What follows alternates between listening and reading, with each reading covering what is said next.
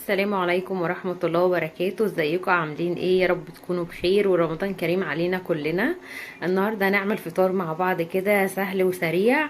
انا الصراحة محتارة ان انا اعمل ايه، بس قلت ان انا هعمل بقى بعد العودة اكل كده سريع وسهل وان شاء الله يعجبكم. واي واحدة مثلا مزنوقة في الوقت، قامت متأخر مثلا، عندها عزومة مثلا، حد جاي لها وعايزة تعمل حاجة سريعة، فالاكل ده ولا بيحتاج ان انت تطلعيه تفك ولا بيحتاج ان انت تاخدي وقت على ما تعمليه، فاكله حلوه قوي وسريعه.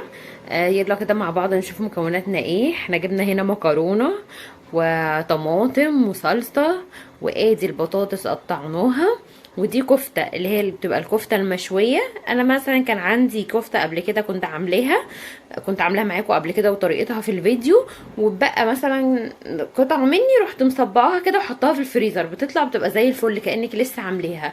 وده سجق. انا مش عايزه اعمل نوع واحد، فقلت ايه، هاخد الكام صباع الكفته دول مع كام صباع سجق ونعملهم جنب البطاطس والمكرونه دي، وتكون اكله سهله وسريعه وفطار حلو كده.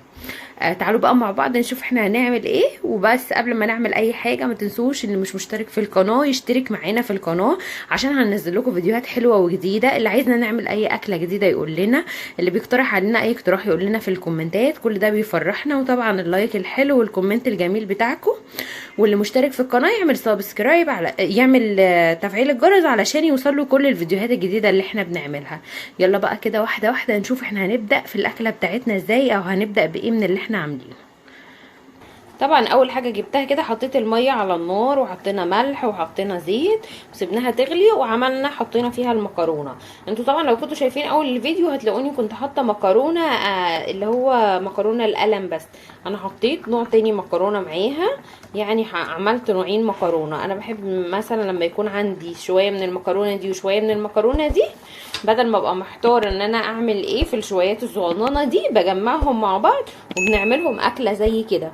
يعني مثلا مش اللي هو بنركنهم او بنستنى لما نجيب من نفس النوع، لا، شويه من هنا على شويه من هنا وبنعمل اكلتنا عادي خالص. طبعا انا عايزه اقول لكم ان احنا الفيديو ده يعني بعد غياب طويل طبعا بسبب تعبي وكده. ومتشكره جدا على كل حد سأل عليا، بقرا الكومنتات بتاعتكم بتعجبني جدا جدا جدا. وبجد ميرسي لكل حد قال لي ربنا يشفيكي او ربنا يقومك بالسلامه او سأل عليا. كلامكم ده كله على راسي. وطبعا ده اول فيديو نعمله في رمضان، وان شاء الله مش هيكون اخر فيديو. يلا بقى نشوف الخطوه اللي جايه ايه. كده طبعا خلصنا المكرونه وسلقناها وصفيناها، وجبنا بقى الحله الحلوه دي نفس اللي احنا سلقنا فيها المكرونه، شطفناها وحطينا فيها حبه زيت، ونزلنا بالطماطم مع معلقه صلصه لو متاح، لو مش متاح خلاص مع حبه ملح مع حبه فلفل.